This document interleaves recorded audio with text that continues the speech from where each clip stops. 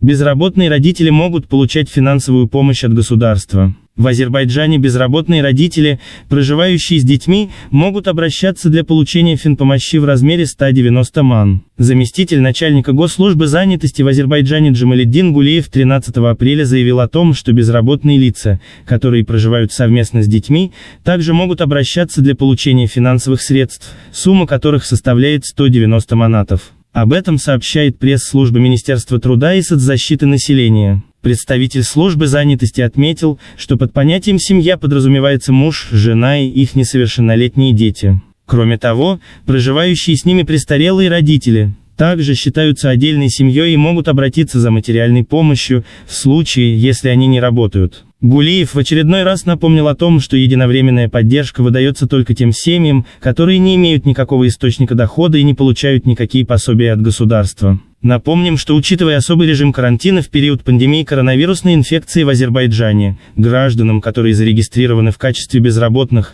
государство выдает разовую выплату в размере 190 манатов.